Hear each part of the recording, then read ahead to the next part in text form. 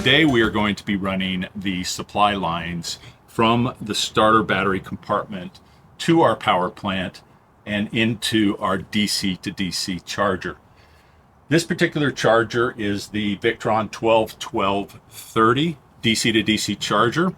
It is specified that is an isolated version of their charger lineup, meaning that they specify running a separate ground line with the positive line all the way to the starter battery and connecting to the terminals there.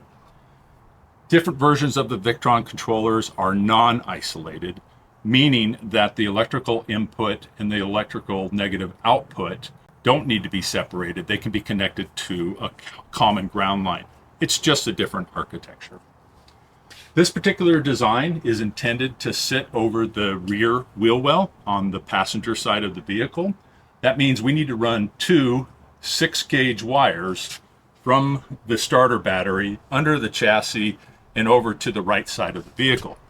I spent a lot of time underneath the van scoping out different routes that would be the safest and the shortest way to connect those wires, and I think I found a great solution.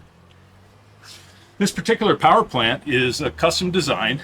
We are super proud of it. It is a 420 amp hour power plant. It has all the components necessary to meet the requirements of what we need in the van. It is a double-sided, super compact design that is intended to use that useless space that the wheel well takes up in the back of the van. We're going to do a follow-up video on this to show you how we put the design together and integrated the components into the design. Well, I'm going to jump into the battery compartment here and show you guys how I ran the wires from the front to the back. I think you're going to like what I put together, so let's get to work.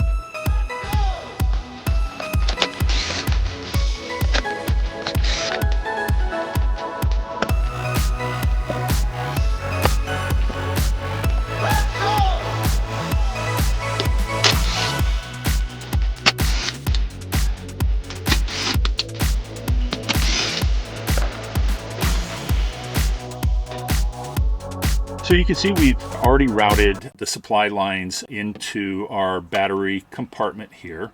I was able to utilize a rubber boot that is below the vehicle and is the main entrance and exit for all the supply lines going into all of the electrical components under the driver's seat, as well as the ins and outs for the battery itself. The rubber boot has a cable clamp around it. You simply snip that off, and there's plenty of room in that rubber boot to run some new wires.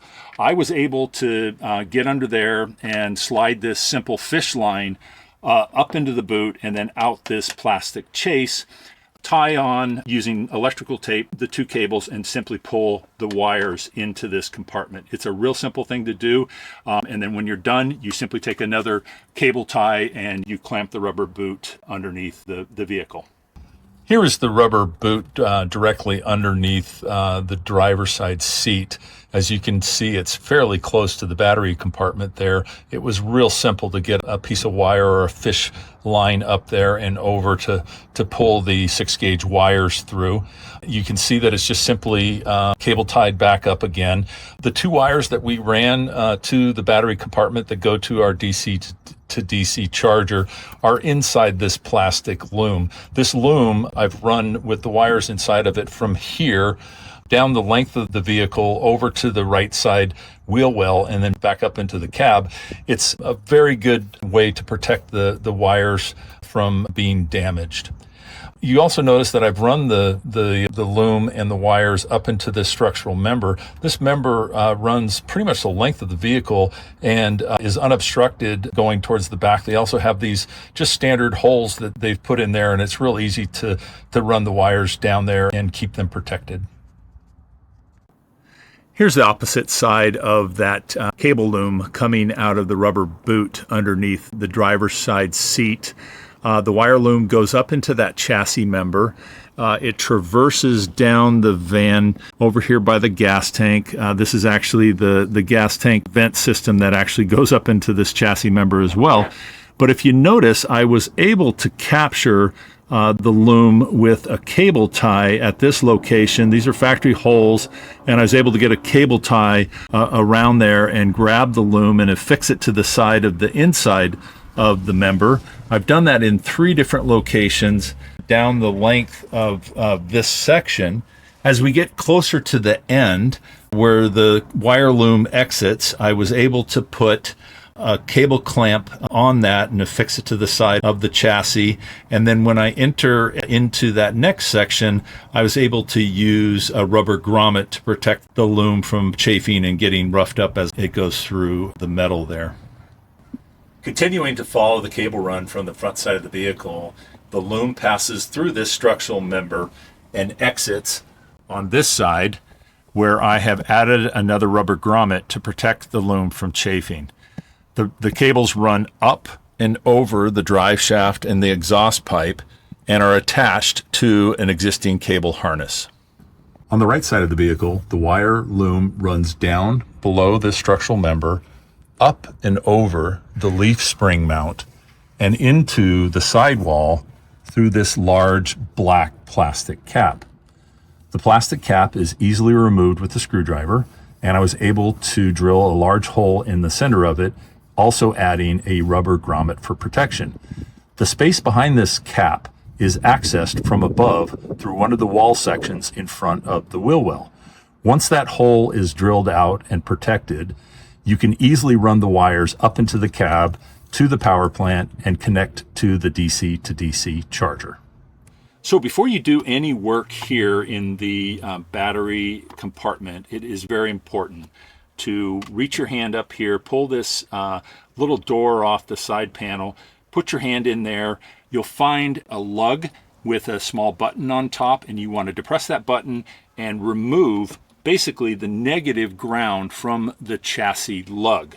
By doing so, you will disconnect every single electrical device in the vehicle, and it's important to do so if you're doing the work in here. It's also good to wait about 20 minutes. A lot of the electrical components have charged capacitors, and you want to let those discharge slowly over time. So about 20 minutes will be good enough to do that. So once that's happened, you wait your 20 minutes. You can go ahead and get into this area. This is the positive side of the battery. Obviously, this is the negative side of the battery.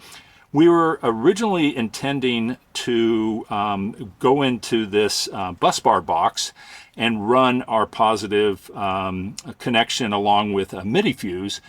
We did do some research, and without getting some type of custom bus bar, there are actually no other slots inside that box to connect a MIDI fuse and connect the 6-gauge wire here. So what we've ended up opting for is an inline MIDI fuse. We'll go ahead and connect this wire to that, and then we'll make another wire, and we'll come and connect to this terminal here to make our connection. On the negative side of the house, we are going to take this lug right here. There's a little tab on it. You want to be able to bend that back a little bit, remove the lug, and then go ahead and touch the negative ground to that lug directly. I do want to make note, if you do your DC to DC charger based on these connections that I'm describing to you, that will be a live connection full time. Even if this lug is disconnected here, you've got a direct connect to the negative and a direct connect to the positive, and that's going to be a live circuit at all times. Okay, well, we've got everything connected now. This is the 6-gauge wire coming from the DC to DC charger over the back wheel well. It comes through a 40 amp MIDI fuse, and then I've gone ahead and connected it to this terminal here at the bottom of this main lug. On the negative side, we've got that little tab bent back over. Real easy to pull that up, bend it over, and then clamp it back down, but it's all nice and ready to go. I'm going to get everything put away, and then we're going to put the ground post back in and start testing the system. The bus bar box, Mercedes part number F150-1, is located on the right side of the starter battery and can easily be removed by unscrewing the nut on the top of the positive terminal extension arm. All the connected wires have excess slack to pull the box up and out of the battery compartment. In our case, the bus bar box had one additional unused external connection. However, there was no internal connection to power that location. Copper bus bar material is readily available on Amazon, and fabricating a small extension bus with 2 holes is quite simple.